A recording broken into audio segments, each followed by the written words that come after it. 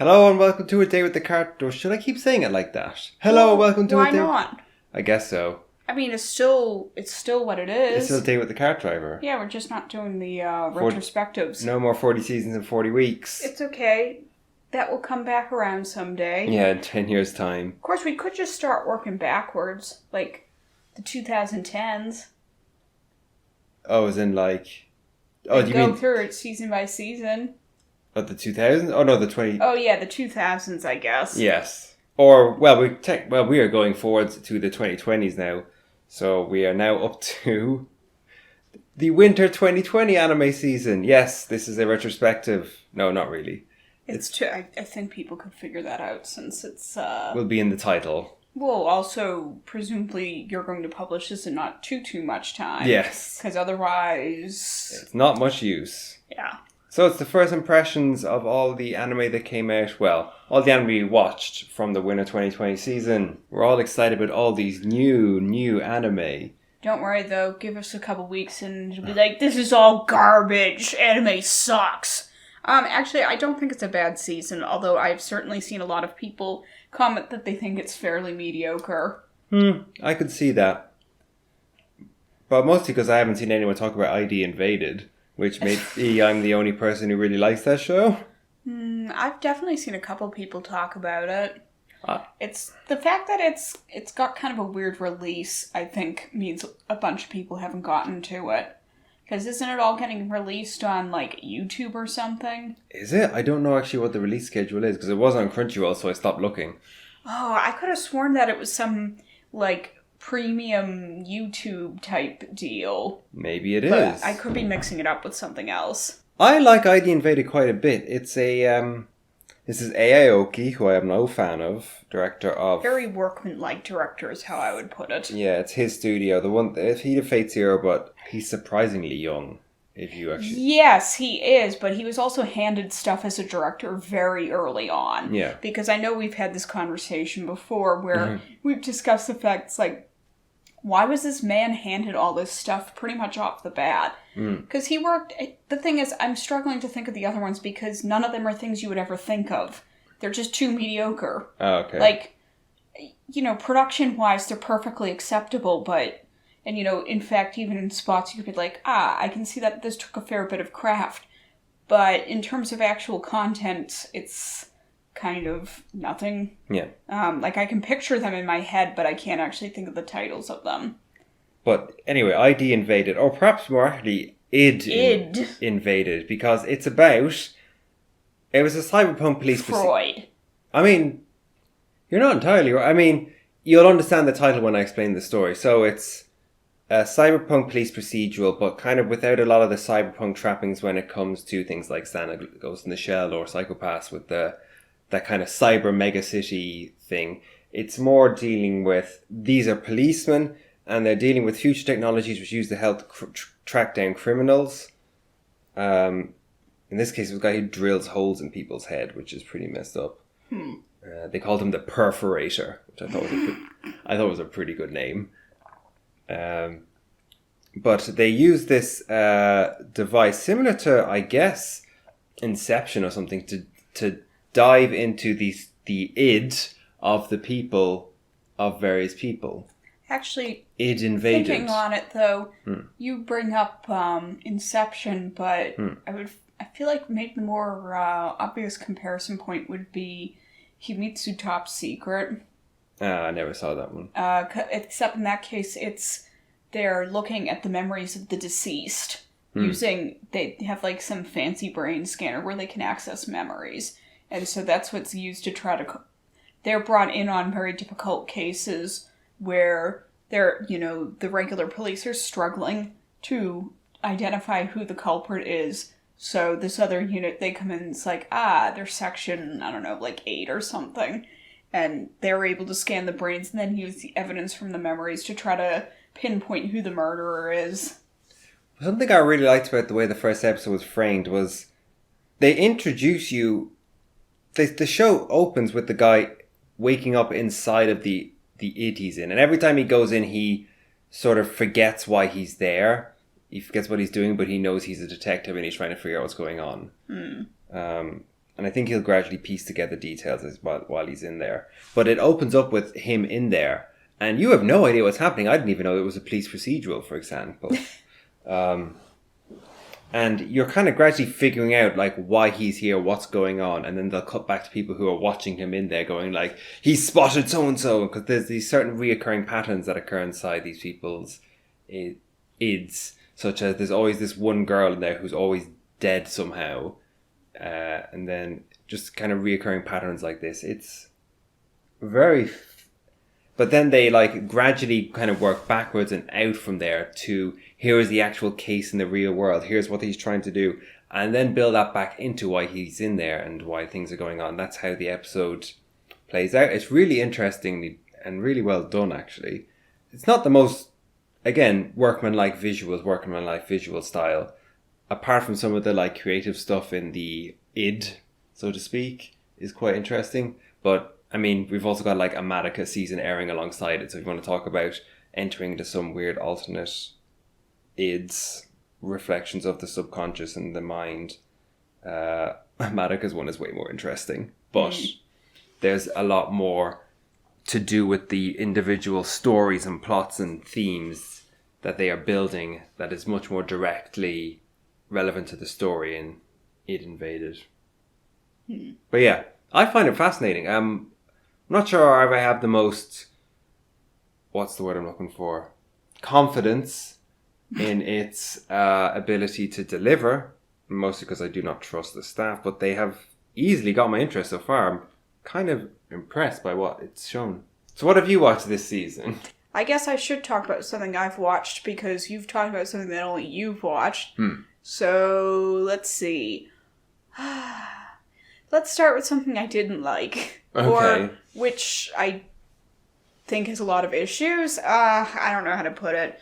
Asteroid in Love, which I wasn't even going to check out at all because it looked pretty uninteresting. It's like, oh, when I was a little kid, I met this other little kid and we made a promise to find an asteroid together. And yeah, I met up with them again in high school. Yeah. But one of the things that wasn't mentioned in the description of the series was the fact that they're both girls. I thought that was fairly No, okay. no, I don't know who was aware of that. That was not a well-known aspect of this. Because the girl thinks one of the girls thinks the other one's a boy. So she's like, oh yes, this boy I knew. And then she runs into this boy I knew in high school, and this boy I knew is actually a girl. A cute girl. And she's like, wait a minute, you're Ao-kun? Yeah! She adjusts pretty quickly to the fact that Ao was not a boy, and goes from there. I'm kind of unenthusiastic discussing it because it's still pretty fucking bland. You know, it's supposed to be centered around this. It's the Earth Sciences Club, which is actually a combination of the Astronomy Club and the Geology Club, because neither one of the clubs had enough people. So the school's like, well, you know, you all like rocks and shit, so, just, you know, it'll be the same club. Yeah. But for all that it's about that, like, this isn't... It is closer to cute girls doing cute things rather than actually examining... So it's the cute girls doing X, but with greater focus on the cute rather than the X. Yeah, I mean, there's a little bit of the hobbies, but... You know, was it the third episode? Yeah. The third episode manages to squash into its runtime, putting the girls both in an onsen and also into maid outfits. So it's kind of... That's impressive. You know, I did see someone very specifically said it's the first Doga Kobo show in a while that didn't make them want to pry their eyes out with spoons. So, like, you know, that's an improvement, but... It's there. You know, it doesn't really do anything especially well. And the more obnoxious elements are ultra obnoxious. The lead has a childhood friend who is the patented, like, I'm a teen girl, but I act like a dirty old man. Which, I'm not sure if that was ever particularly fresh, but Like the one from Definitely Railgun? not now. Railgun has an edge of desperation that marks her out Okay. in a way that this one's just your bog standard, like, tee-hee, oh look, I designed bread for my family's bakery. Look at it, check it out. Wait a minute. Friend-chan, why is this roll just, like, got panties on it? Tee-hee? Like that type. Okay. It's not like, what is it, like a giant old schlong. Well, and it's also not like I'm sitting here coming up with increasingly ludicrous schemes to try to get the girl of my dreams type stuff. It's like, if you hang out with this girl, you're probably going to get groped and she's going to try to take an upskirt of you. Okay. If that makes sense. Well, so we can do this where you get to talk about an anime you liked, but I have to talk about anime I didn't like. We could combine them all into one to talk about one anime we both watched. Inspector. Oh, yeah. I mean, you're talking... But to say you didn't like it, it's not like you hate it. No. It's just, it's not really your thing. So Inspector is about... It's kind of a spirit-busting show, but it's also... It seems to be partly a mystery show as well, and not necessarily the mystery lying in the spirit-busting. It's from the same author who did Spiral, which, at this point, I don't know how many of you are... I think a lot of folks listening are probably going to be like, oh yeah, Spiral. Oh, that was the horror one, right? Yeah. But I'm talking about Spiral, which was a mystery manga that also got really, really weird in sci-fi directions as time went on. 20 years old. Yeah, something like that. Also wrote Blast of Tempest, which I think is complete garbage. I know a lot of people loved that show. I think it was one of the most obnoxious things I watched that year. Listen to our fall 2012 anime season retrospective to hear Day go off about... I mean, just throwing around Shakespeare quotes doesn't mean you're profound. Good God. So I went into this with a little bit of trepidation because people were like, oh, it's just like Blast of Tempest. Oh, you'll probably like it. I was like, no, if you told me it was like Spiral, there's a better chance.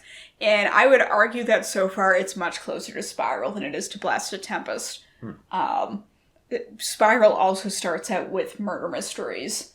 Inspector has some spirit busting in the first episode and then moves into a murder mystery. Or rather, a mystery of why certain things were done by a culprit who has admitted to committing a murder. It stars Kotoko, who is this 17-year-old girl who inadvertently traded one of her legs and one of her eyeballs for being the goddess of wisdom to Yokai and Ayakashi when she was 11, I think. And then there's the guy who I've already forgotten the name of. Ghost-chan. Because he's just not as interesting. Kotoko is a lot of fun. She's definitely the best part of the show. She's not well socialized, I think is how I would put it. She shows up in this guy's life and she's like, would you consider dating with me with a mind toward getting married? And he's 21 or so, and he's just like, what? Okay, kid. I had some trepidation coming in too because I knew about that dynamic, but I'm actually not worried about it anymore because it's pretty clear that he just thinks she's this ridiculous child. I mean, she is 17. It's like, it's not an insane age gap. I still don't love it. It's on the wrong side of too long, but yeah, it's not ridiculous. She's not, because she looks younger, but she's 17, so. I like her cockiness, like she puts on airs a lot, and I find her entertaining. She's very forthright. Yeah. Is how I would put it. She's absolutely willing to just be like, well, you'll do this, of course, all right, let's go. And not really waiting for other people to agree or disagree with it. Yeah. So she's quite a fun lead. The guy, he exists. He's fine. I don't dislike him. It's just, there's not a lot of characterization to him so far. Yeah. Which I guess is... Yeah. I mean, Kotoko, when she first meets him, likens him to like, oh, he reminds her of a goat.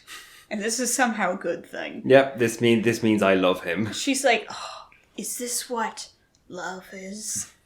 And she's great. I like it. If you get really bored easily by shows which involve a lot of people sitting and talking about stuff, you probably will not enjoy it. I don't mind shows like that. I always cite Morio no Hako, which had 2 episodes in which everybody sat in a room and discussed, well, basically linguistics and psychology and folklore for 2 episodes. I find that less annoying than I did episode 2. I really, really did not like how they just spent an entire episode talking about a murder mystery and then explaining how it happened in the same episode, and it felt like, well, why are you just saying all of this? Why am I even learning this? Because it didn't... What mattered wasn't what had happened. The question that was bugging people was, but why did it happen this way? I felt like it, by doing that all by just having 2 people sitting and talking to each other about it, is an awful way of presenting that. And I found the fact that we're even talking about this mystery in the first place boring in itself. Yeah, I could tell you were quite bored throughout. It's not your kind of show. I know, because I was thinking, like, I mean, I just saw Murder Mystery and ID Invaded, but I was way more into that one. But that's because you were learning about the mystery unfolding as it happened. Mm. And... Also, you like that sort of show to begin with, too, though. Yeah, but, like, I examine why I like it and why I don't like Inspector's style. And, yeah. Different strokes for different folks. I don't... It is worth analysing sometimes when you don't like something. It's like, just think, well, it's just not for me. It's like, no, why isn't it? Why is it that I do not like a thing versus something else that, like, on some surface level could appear similar? And it's a style of construction of stories that I'm not keen on. Because I'm not fundamentally against people just sitting there talking to each other. There's an episode of Ghost in the Shell Standalone Complex where it's just the entire... also, you really like the Monogatari franchise, so, I mean, if we're talking the ultimate example... Yeah, of, like, overly wordy, but that's a postmodern use of it. But yes, then I'm starting But it's still something that involves people sitting around talking to each other an awful lot. Yeah. About nonsense and using too many words to describe too little, but there's that's getting into Monogatari. But going back to Inspector, so 2 more things I want to say. 1, the localization title is fantastic. Like, this is the sort of localization title, people dream of. It's really good. It's clever. It gets across what the show is very neatly. It's SEO friendly. Well, true. It's no K. Or, Free anime. It's no whiz. Whiz. Apparently that's pronounced wise, though. Oh, it's always going to be whiz to me. Here's why I like it, where I did not like Blast of Tempest. Blast of Tempest had no fucking chill. It was so self-serious and so up its own hindquarters. Whereas Inspector absolutely has a sense of humor. And it works well within... It doesn't feel tonally dissonant versus the rest of the material. I know that Blast of Tempest went off the rails into, like, stupid rom-com shit in the second half, and I don't think that probably fit too well with how serious it was about itself in the start. But anyway, didn't like Blast of Tempest, as you may have gathered. Alright. Well, how about something you liked, then? That we both watched, maybe? Speaking of humor, we both have enjoyed what we've seen of Science Fell in Love. Science Fell in Love it's cute. It's cute fun. It's one of those, like, dorky people fall in love, but then are too stupid and ultimate and inexperienced in romantic matters to properly make anything of it, but they do it in their own unique ways. And in this case, it's a lot like, Kaguya-sama. Well, I was going to go, it's about 2 people who are highly accomplished in a lot of ways, who nevertheless fumble when it comes to, well, we think we like each other, but we don't actually know how to do romance because this is completely uncharted territory for us. They're a little more, arguably, like, they don't seem to perceive of it as If they were to be like, yes, we are in love, it would not be a loss of prestige on either part. No, it's not that. It's like, well, but how can we be sure? I think, also, we don't know what to do next, so let's just keep analyzing. Yeah, basically it's like, if they admit they like each other, they don't know what to do after that, so instead they do it the only way they know how, which is, let's scientifically analyze our love. And like, then just... okay, if we do Kabedon, let's measure the change in heart rate, because that can be an indication of whether, there's romance here. It's Kabedon the wall, Yeah. hand smash against the wall and lean up against them. When they started doing it, like, now do it 100 times, and it's like sumo wrestling, and it's funny, it's cute, it's funny. It's not necessarily the best produced show. It's not exactly an earth-shattering piece either, but it's funny. It seems good-natured. It technically involves adults, for as much, although if they all act like teenagers, I'm not sure that really makes a difference. I'm not sure if I would agree they act like teenagers. I think they act like early 20-somethings who don't have a lot of experience with romance. I guess. Yeah. The one bone of contention I do have with it is that outside of the heroine, the primary heroine, the other women who work in the lab look like children.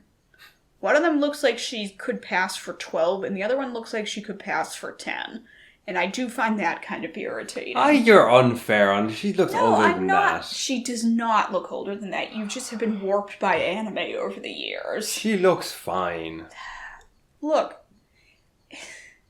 It's the principle of it, though. The Japanese women look younger anyway. They do not look 14 years younger. She does not look... Also, I'm sorry, but a 10-year-old, even in Japan, looks noticeably different from a 24-year-old. Yes. You would never mistake one for the other, and that's not the case here. And they look like children. If they introduced that girl and said, she's 12, I'd be like, what? No, she's not. No, you wouldn't. And also, you can't actually prove that. No, though. I can't. And it's just, there's a general pattern in a lot of these shows of drawing very cutesy, young-looking designs for adult characters who are female. Think of New Game. Well, I can't stand that one. Yeah. And people didn't want to listen to me when I said, I find the character designs completely off-putting. Stop recommending this to me. And people kept trying to get me to watch anyway. No, look, that's an extreme example, but it's part of a larger pattern. You see in these shows where the male characters look perfectly normal, and then the female characters are, these prepubescent blobs. It's annoying. Shirobako. And that's not even, that's not one of the worst examples. Yeah. Because they could passably look like they are in their early 20s, but I'm sorry, but the second-year graduate student here does not look like an adult. Okay. Period. She looks like a child. I don't think I agree with that, but... But that's easy for you to not agree with. Well, I don't know. She looks... whatever. She looks like a kid. She's half the height of everyone else. Some people are short. I'm short. I don't look like I'm 10. Or, at this point, I don't look like I'm 15. There's a difference between height and the ways in which... Haven't you been carded for trying to buy alcohol? It was hard liquor, so... Weren't you carded for trying to buy Gluckwein at a Christmas market once? That was several years ago. Anyway. Also, too, though, consider how the male in the show looks. Yeah. Think of the way his face looks.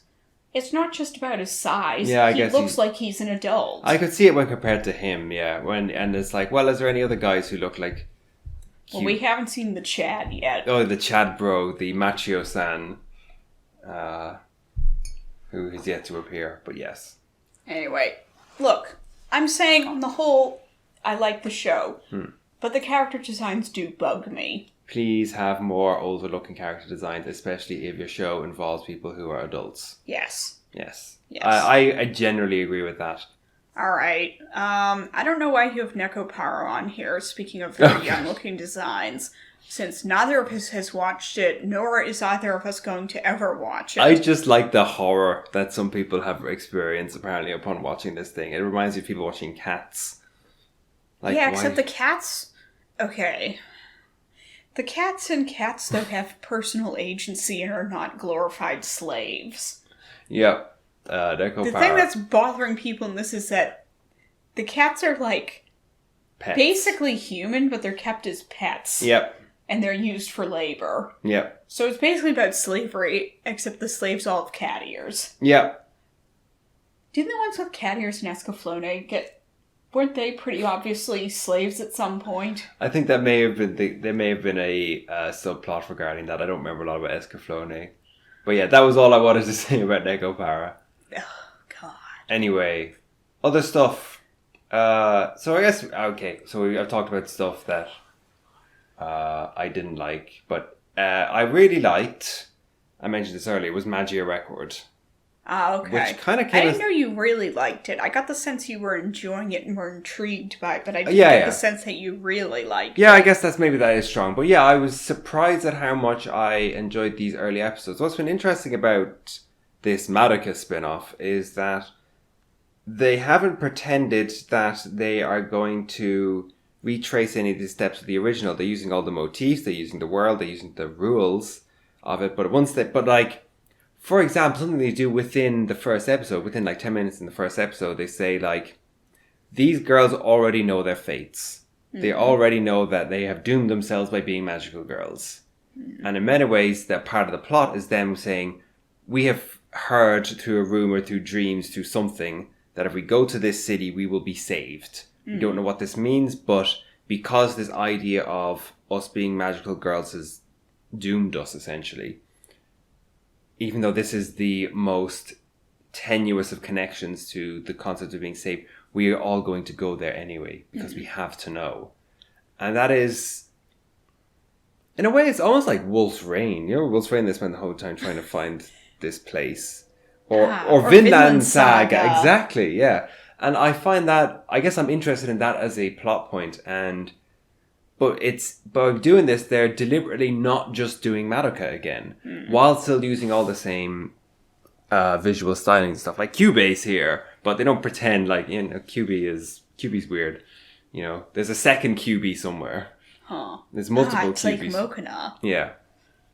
And it still has all the same weird designs of the Witch's World, because the people who designed that are all back, and there's still people being attacked by, you know, sentient cotton balls and things.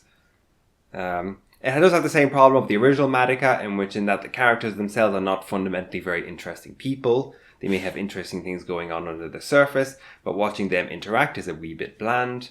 But I am interested in what they have set up so far, way more so than I was expecting, considering it doesn't have Butchgen or Shimbo,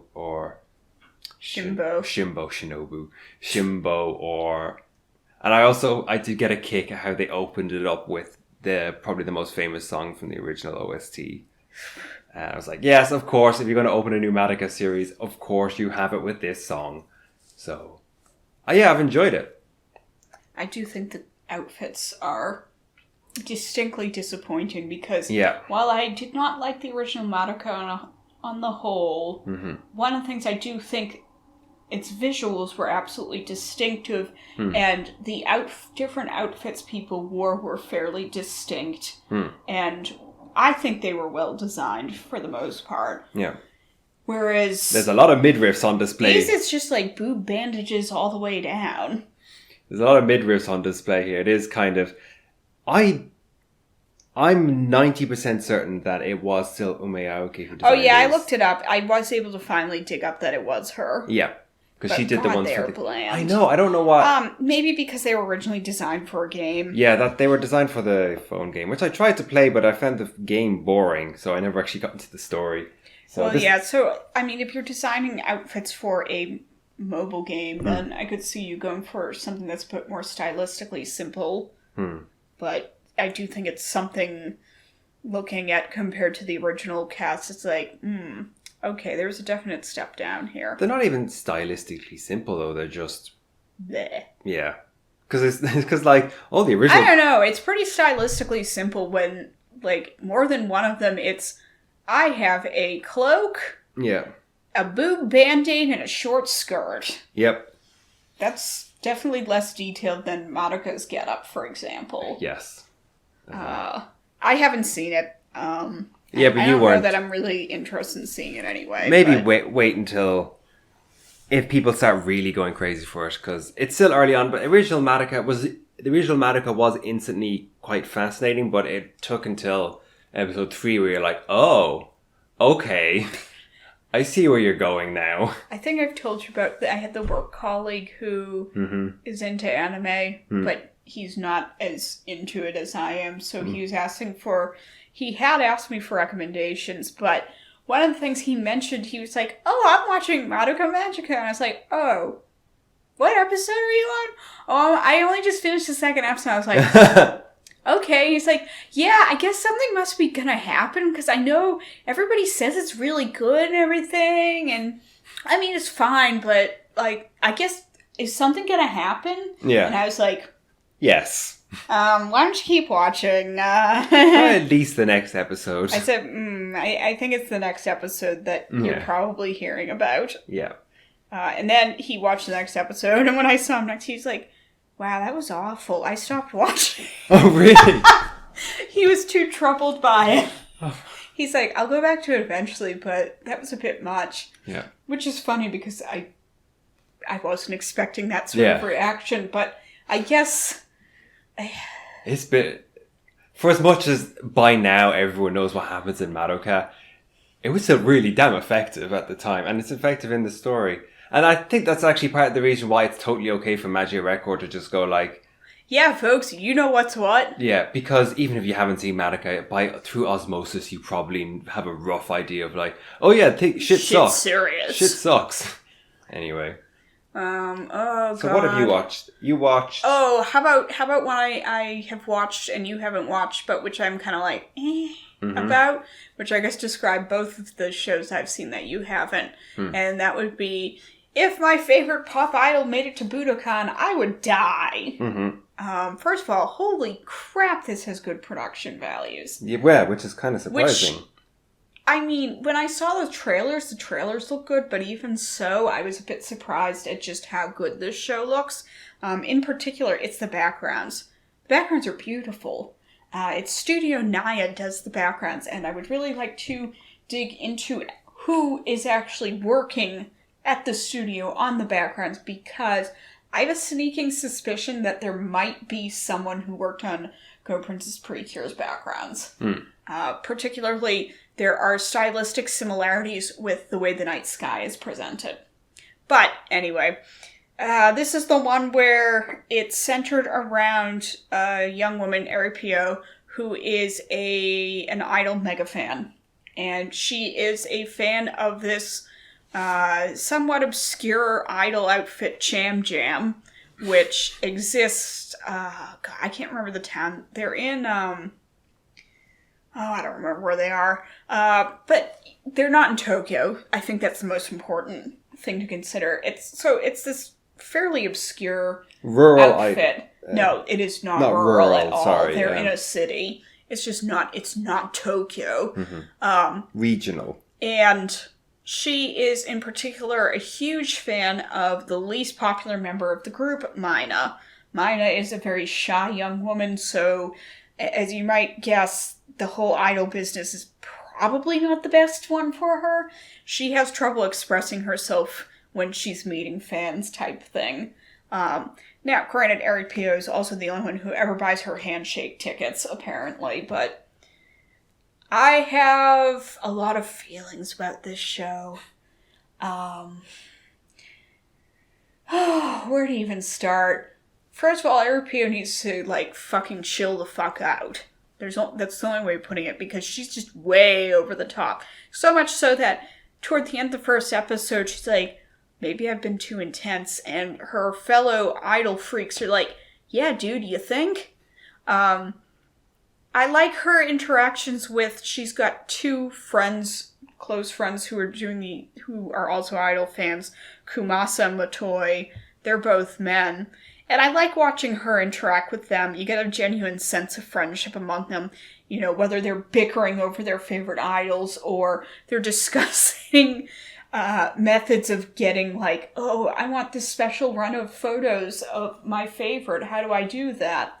And I did...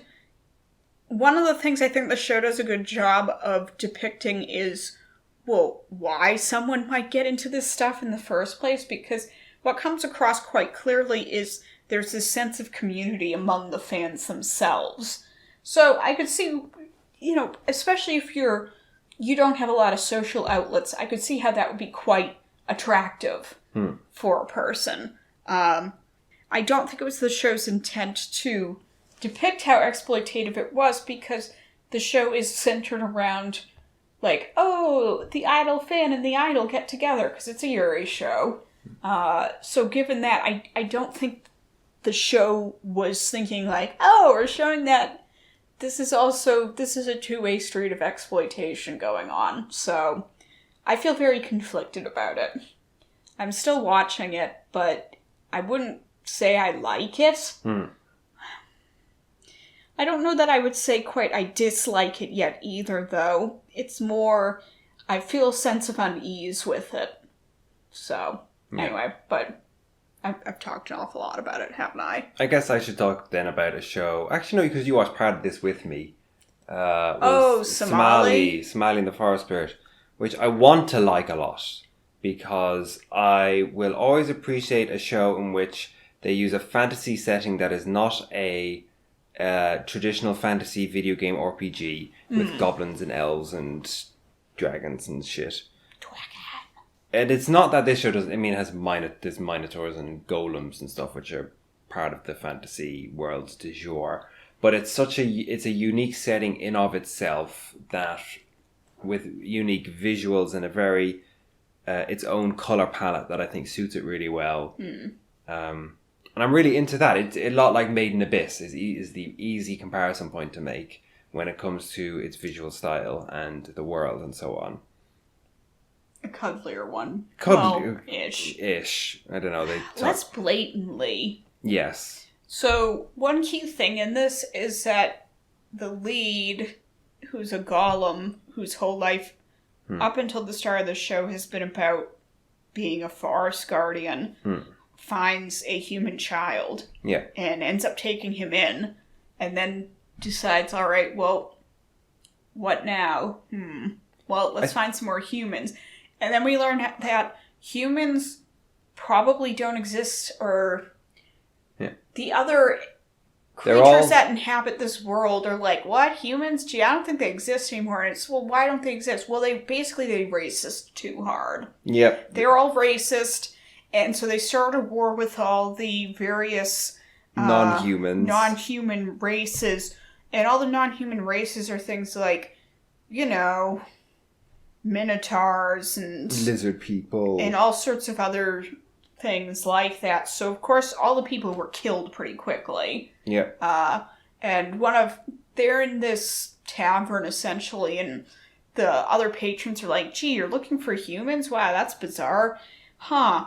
Gee, what are humans? And one of them says, yeah, I remember when they did the last sweeps to find last of them and kill them all. Yep. Gee, I can almost remember what they used to taste like.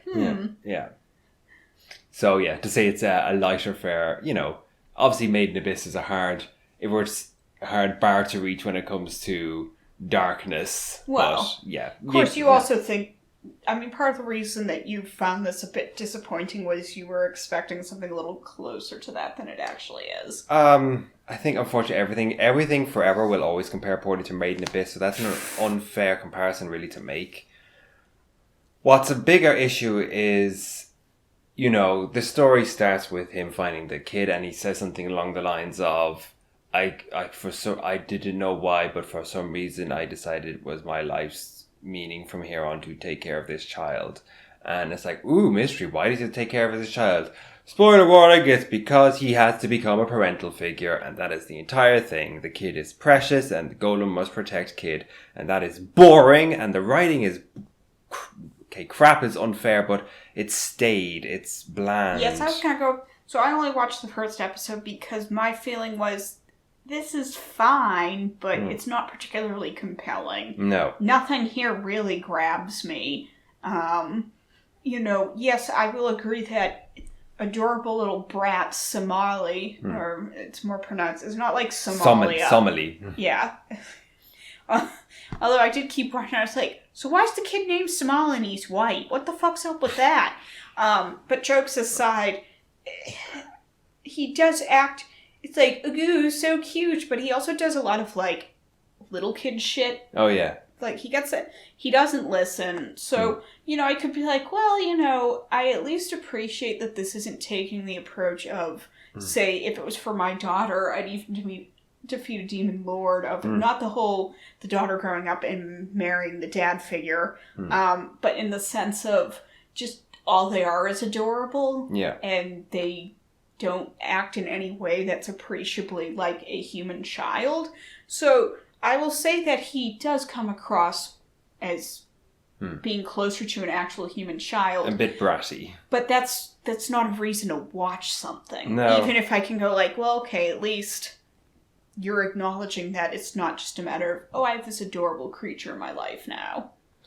I like what it's doing, but it needs a better writer. It needs a better script writer. It needs more going on, and it doesn't have it. And I got disinterested. For as much as I appreciated the world and the visuals, I just got pretty disinterested fairly early on, unfortunately. Yeah, but you still subjected yourself to a second episode. Well, because first episode is where you find out if you dislike something. Second episode, this is my rule. Episode 1 is where you find out if you dislike something. Episode 2 is where you find out if you like it. I guess to me, if something is so uncompelling to me, I'm not going to bother watching a second episode, even if I sit there and go, well, it's all right. Because there's a limited amount of time that any person's ever going to have. And I would much rather engage with something that I see a potential for my interest. And I simply did not see that in the first episode. It seemed very bland. I've seen too many first episodes which are like, we're not actually going to tell you the story. We're simply going to set the world in episode 1 and then tell you the story in episode 2. And episode 2 is where it will grab me. I think of something like Tanya the Evil. So that is a big part of why if I'm not into like, well, this is crap in episode 1. I think I would put it as, I have a lot less tolerance for these bland, this is fine type shows than this is something that 10 years ago I probably would have watched more of before possibly dropping it. At this point, it's like, there's so many perfectly fine shows out there. Just ones that, they're fine. There's nothing obviously wrong with them. But they're not very exciting. They're not very involving or engaging. There's so many of those. Yeah. And I'm going to get to the end of them and be like, well, that was all right. Yeah. And I don't see the point in continuing to watch something that smells like that. I am 100% with you. However, I wanted to give this one more chance to grab me because there was enough there I saw that I liked. It tried. See, for me, there wasn't. Yeah. It was like, it's all right, but... but something I did enjoy. Okay. And this is the one that basically... Bofuri D's nuts. No. It's the one show that basically everyone enjoys, which is the Hands Off the Azoken. Oh, Ed, Ed, and Eddie, the animation. Yeah.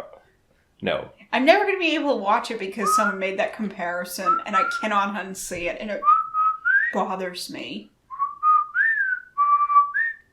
Anyway. Lots of people have made that comparison. The characters... I know. I saw it, but the problem was because lots of people did. I saw it. Yeah. And I'm never going to be able to forget it, and that bothers me. Maybe I'll watch it at some point. I'm not a Yuasa fan. No, but I think... So let me try sell this on you. So, Hands Off the Azoken... Sell you on this. Hands Off the Azoken it's about teenagers who... The show Shirobako. It's Shirobako. Well... my argument here is going to be, actually, no. It's not like Shirobako. For as much as it's about the making of anime, hence the Shirobako comparisons. However, it is more about the joy in creation of joy in the imagination of creation, and drawing that imagination from the world you are in, than it is the act of actually making it. Like, that comes in, but that is the second part to the joy, the imagination. Shirobako is about the industry. Yes. Whereas I suppose Eizouken is more about the craft. No, it's actually a step further back from that again. Okay. Well, so a big part of the show is it's set in a kind of cobbled together, run-down working class neighborhood, basically. You know, like they spend a big chunk of the episode 1 like in this really run-down old laundromat where the door is half covered by the air conditioning. Directly, they all have to duck to go in, and and how it's all this maze built on top of each other. You know, how they put a building up that blocks the clock on the wall, for example, and stuff like that. And how the character looks at this and goes, I imagine this as a higgledy-piggledy fantasy science fiction city, and, you know, I like the exploration of this. And I want to be able to present that to people, and that joy of creating that. And they do this by showing her as a kid watching Future Boy Conan, basically. And her description of the line was, that was when I realized there was someone behind the cartoons that I watched. It's like you could see the hand behind the imagination, and it made her want to do that. And that is not something that is fundamental to anime. As much as they do a beautiful job of presenting that love of creation, of imagination behind the creation, etc., you could do that with any creative endeavor, or any endeavor that requires your soul to be put into it, that you can then see that out on the other side. It doesn't necessarily have to be anime. And that it's really, really good at doing that. It's kind of joyous. I really like the show. It's very imaginative. It's very visually creative. The horrible tall girl with the teeth is amazing. The wee goblin with her hat is pretty great. It's not horny in the slightest, which is a nice weird for Yuasa. Which is a nice change of pace for Yuasa. Like, as much as I will appreciate sexual themes in an anime, at some point, Yuasa, I get it, you're horny, and you don't know what to do with all this horniness. You've done this theme for your past several anime. I am now tired of this. So, talking about your love of animation is much more interesting to me. As much as this is based off of a manga, it's a perfect fit. It's a perfect thing to pull him away from what he was doing previously and make him focus on something else, and it really works. Did I sell you on it? I mean, maybe eventually I'll watch it. Again, it's not even just when Yuasa's horny that I have not liked Yuasa. Oh, I guess so. I have never, with the exception of Tatami Galaxy, I've never really enjoyed Yuasa. And I can't really put my finger on why. You know, if you sat down like, well, can you explain this? I don't think I could. I don't. That's something you liked, so something I liked. Or we could talk about something we both liked. Oh? Haikyuu? Of course. I don't have a lot to say about it, though. It's a training arc. It's Haikyuu. I mean, if you didn't like it previously, you're not suddenly going to like it with this. It's more watching it, you're thinking like, oh, I'm remembering why I like this show so much. It's not more than I'm enjoying what's happening at this particular moment on the screen. Oh, that one. Because the first couple of episodes so far have been fairly staid. Yeah. As you said, it's a training arc. Yeah. But it's also a training arc in which we don't actually watch our cast play for the most part. Hinata ends up working as a ball boy at some fancy training camp because he shows up even though he wasn't invited, and they're like, go home. Actually, on second thought, you can be the ball boy, but you're not allowed to complain about it at all. So he's watching a lot of other people play, and he's thinking about limitations of his own, but he's not playing.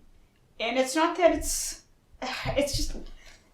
It doesn't hold... I mean, it can't hold a candle to the more dynamic moments in the series. But they only work after the training arcs. The training arcs is what make those episodes a lot more powerful. Yeah. So I'm fine we have with to it. go. We have to go through this it is unfortunate, Well, but also I'm so invested that it's okay. Also, too, the animators do need a break before they have to animate all of the games. Yeah, I mean, it's not like the animation's ever dropped, but yeah. Yeah, this is a good-looking show. Still is. But you can talk about an anime you liked. Jeweler Richard. Jeweler Richard? Mm-hmm. Yeah, Jeweler Richard. This is you would not like this show. No. It's too low-key, and it involves a lot of people talking. What? In a way that you don't like. You make me sound like I'm some kind of attention deficit disorder. Look, a squirrel. What? So this concerns... Well, it's focused around Richard, who is... A jeweler. He's a jeweler. He's also allegedly partly of Sri Lankan descent, even though he's blonde and has blue eyes. Yep. Which is this is how you know it's anime, because there are fantastical elements. And I'm saying specifically Sri Lankan as opposed to a specific ethnic group because the show doesn't specify. Like, I know there's more than one ethnic group in Sri Lanka, but the show does not specify. And I'm so hesitant to even make a guess about what it could be, especially considering that... He's Viking Sri Lankan. Yes. He came with, Eric the Red. Yeah. Also, too, because... Well, no, Eric the Red was redheaded, so he must have come from someone else. I mean, I think Leif the Lucky was blonde. Okay, so And Leif the Lucky was Eric the Red's son, so... okay. You know what? I know who he is. Yeah. He's Canute. Oh, yeah, he's Canute's long lost... Whatever. Yeah. And so the files in the case files... So the case in each episode it's centered around basically someone brings something for Richard to appraise, and this ends up opening a can of worms. So in the first episode, it's the supporting lead the true lead, who brings something into the shop, or oh god, that's right. So it's a classic trope of anime. He rescues Richard from thugs. Oh, of course. Because these thugs are like, oh, watch where you're going, and they're drunk, and they're threatening him. And this guy, Seigi, whose name translates to, like, hero of justice, and he makes there's some jokes about that throughout. It's like calling someone Superman. Well, and he talks about, like, gee, it's probably because of my name. I always, try to help people out. And Richard's like, hey, thank you. Here's my card, by the way. I'm a jeweler. And Seigi ends up taking him this ring that belonged to his grandmother and asks him to appraise it. And over the course of the episode, we find out the ring's stolen. And it was stolen by the lead's grandmother. She was a pickpocket because she was a single mom in 1950s Japan. And she couldn't get work. But she had to feed her kids somehow, so she started picking pockets. And that's how she supported her daughter. And her daughter, we're not told that the daughter specifically resents her for the pickpocketing, but it's implied that the two of them didn't have a good relationship because the daughter perceived her mother as working in an unsavory fashion to support her. So the cases that end up coming up they're along those lines, of here's this piece of jewelry, now it's opening this thing about, things to do with Japanese society. So the first episode's very focused on, as I said, basically women's role in society and the ways in which it was constrained and how that impacted the lead's family. And we also then learn how it impacted the woman who actually owned the ring and who it was stolen from. The second episode involves a very fancy pin, which has been given as a gift from a man to his fiancée, and the thing that comes up is the fiancé doesn't understand why the woman has become cold toward him, because he thought everything was going well, but the woman's the one who brought it in, and the fiancé thinks that she's cheating on him with Richard. And Richard's basically like, seriously, bitch? Except not, because he's very...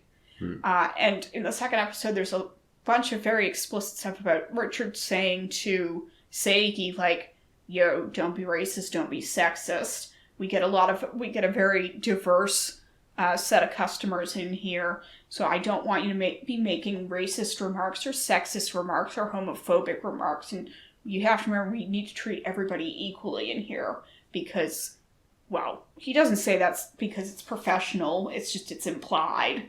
So I suppose that makes it not as subtle, but I'm really enjoying it. It's a relatively low-key,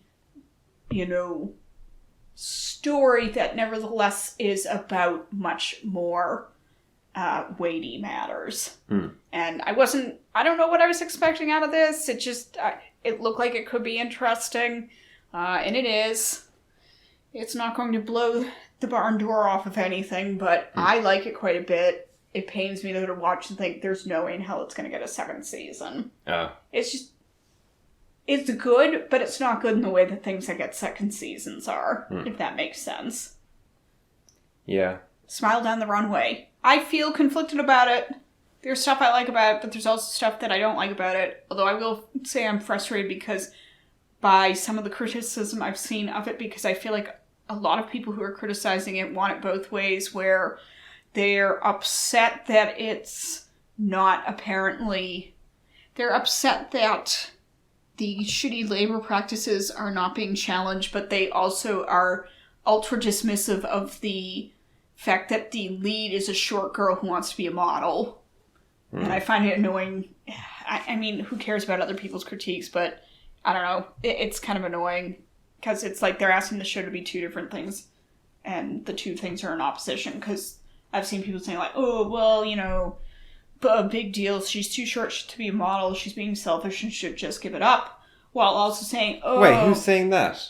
I've just seen some of the discussion about it on Twitter. That's the whole point of the show. Well, that's like going... And on the other hand, though, being like, oh, well, the show should be critiquing the labor practices of the modeling industry. And it's like, wait a minute. How can you say that one of the leads is being a brat and selfish, which, yes, she is being a brat and selfish, but how can you say she needs to stop being a brat and just give up on this while also being upset that the show isn't critiquing the fashion industry? That's like someone going into My Hero Academia and saying, like, this kid doesn't have superpowers, why is he even trying? You're missing the fucking point of the whole thing, you idiot. Yes. Yeah, the other thing I will say about it is that, wow, I wish the crew who had worked on Red Garden was making this show. Because it's not a very... I think we're going to go read the manga instead, because that's how little the adaptation adds to it. There is no animation. It's not great looking, and it's very earnest, but... So I think we should pick the ending song. That's the one thing it has going for it, is the earnestness. And like the character... And I do like the leads. You do like them, yeah. She's bratty, but it's... But she also... She shows signs of developing. Yes. In the first episode, she's like, oh, wait a minute. I did this and that was crap. I was being really thoughtless there. Yeah. And the main character, and the other main character, the dude, is quite milquetoast. But he also is like... But he also, he has a specific... Yes. He does have a dream, even if he keeps insisting, because he thinks his dream would be selfish toward his family. He keeps trying to insist he's fine with the way things are. But even that is showing signs. Like, it's clear, like, these are what these characters are like, and this is how we're going to develop them. And we're very earnestly doing this, and that is refreshing. It's the good thing about the show. It's just... It's also I struggle to think of another shonen which is less cheesecakey about its female cast. Oh, yeah. Even when she got naked. And she, in the second episode, because it's at a fashion show, and hey, guess what? It turns out that the models don't usually wear a bra because they're having to change so quickly outfits that having to negotiate different bras for different outfits isn't going to work. They are wearing underwear. They're usually wearing thongs. Yeah, so she strips down, but it's not framed at all. She's very matter-of-fact about it. And it's not framed in a sexualized fashion, even if it flusters. And even he's like... Oh! He's a little bit flustered, and she's like... Well, of course, there's no time to change a bra from one outfit to the next, so... And he has this realization of like, oh my god, I didn't even know this about the industry. Yeah. But, again, it's not a sexualized thing. So, having gotten so used to shonen visually treating its female cast awfully. In a lot of the high-profile shonen examples of the past few years, it wasn't kind of refreshing. Like, gee, isn't this interesting? This is a show that's about specifically attractive women in high-end clothing, and it does a better job of treating them than does, Fire Force, certainly. I do want to say, on the subject of the shitty industry practices, like, I can recognize why that's extra frustrating, because you're watching it and you're thinking, this is shitty. He is overworking his employees, underpaying them, and then just being an arsehole to them emotionally. He's being a prick. And you're thinking, this is bad. But it's extra bad because the show presents this as, well, they're just really determined and they have to push through this. And it's like, no, fuck you. I will say, though, that I think that's a problem with a lot of shonen. Yeah. The idea of, very harsh teachers in shonen, whether they be, well, for the most part, it's battle stuff, but this concept of your mentor who's incredibly harsh to you is so baked into shonen. Yeah. And there are better executions and there are worse executions. Although I will say, the fact that it's so baked into the structure of shonen, I do find a bit problematic. Yeah, I could absolutely see that. And I think it's just, this is more obvious because like, it's what's the worst thing that's going to happen at the end of the day? Whoops, we didn't get one of the dresses done. Yeah. No one's going to die here. Yeah. But and as much as I'm aware that this is, look, I know nothing about fashion, but I could 100% believe this is what the industry is actually like from the little I have heard about it. It's infamously abusive. Yes. And granted, I don't know a huge amount about it either, but it's infamously abusive. Yes, so the little I have heard about it would lead me to believe, what they're displaying here is probably actually pretty accurate to the industry. That doesn't mean it's okay. Yes. And that doesn't mean that you can present it uncritically. I do not like that. And I don't know to what degree, I'm not entirely sure to what degree it's uncritical, because the reveal at the end of the second episode that the abusive designer is not actually capable of dealing with a crisis to do with one of the garments pieces. He's like, I don't actually know. I don't sew anything. Yeah.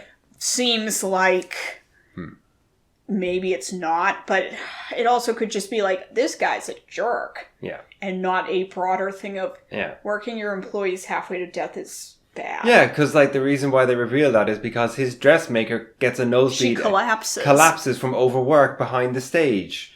And the other worker in his studio is sick, so he can't attend at all. Yeah, I think I've written a few things down here, but I think the only one that I really want to cover that's still left is Dorohedoro. Bofuri G's nuts.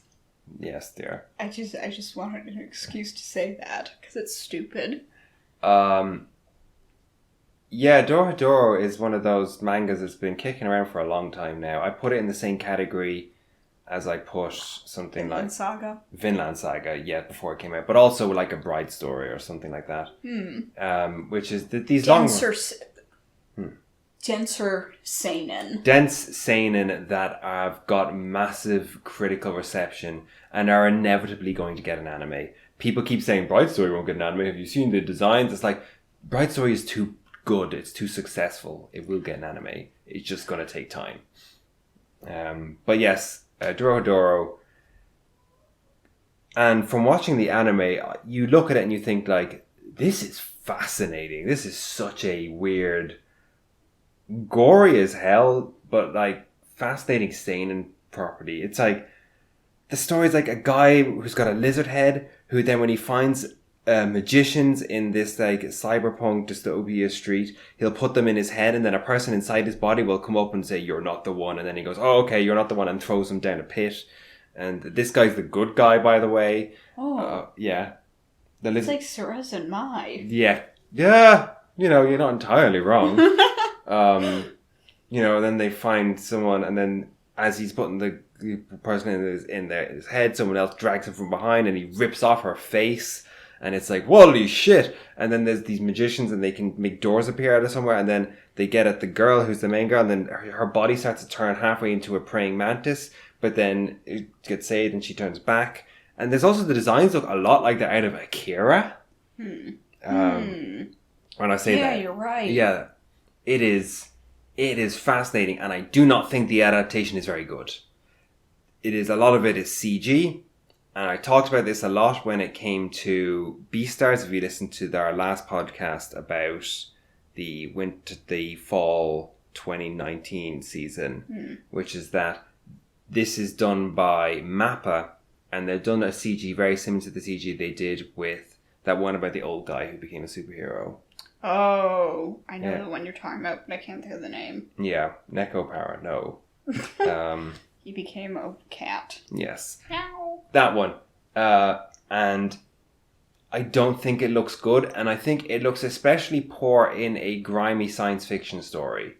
One where because the backgrounds are excellent, but I don't think the characters go well in that world, and it annoys me. And which is annoying when it's so clear that this is a really strong manga that deserves a better adaptation. And I am increasingly losing faith in Mappa as a studio. Huh. I have noticed that one show of theirs that I really like is Yuri on Ice, which had a unique director, but even that was somewhat compromised visually at times. They were trying to go past the point they actually could. It seems like is it just a poorly managed studio, because they are getting works adaptations that I should love and are not putting their best foot forward with them, and I am increasingly losing patience with them for this. I'm trying to think what else they've... I'd have to pull up a thing of their shows, but I was because someone commented on a post saying like, "Well, Mappa, they're a joke, blah blah blah," and I was like, "Wait, no, they're not. Look, they've done Yuri on Ice, and they've done, and then everything I thought they'd done that it was liked. It was like they did Vinland Saga. Oh no, wait, Vinland Saga was wit, and basically nearly everything they'd done was something that was not as good as it should have been." And this is just a poorly managed studio. I don't know what's going on, but I feel like I've given up on finding studios a useful predictor, to be honest. For the most part.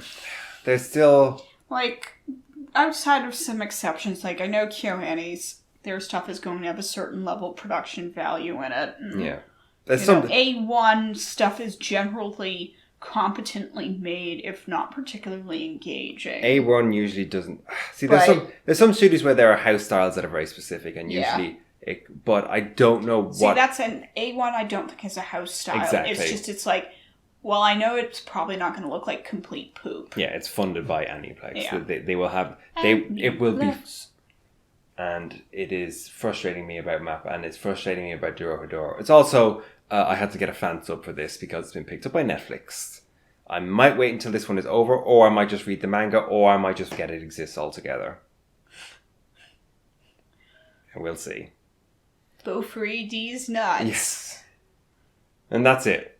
Yeah. There's like a couple that... So, I still would like to check out maybe... I don't know. We'll see. Hatena Illusion. Oh, yeah. Because some of the description, it's like, this actually sounds like I might like it. And as I said before, Healing Good Precure still has not aired because Precure always starts in February.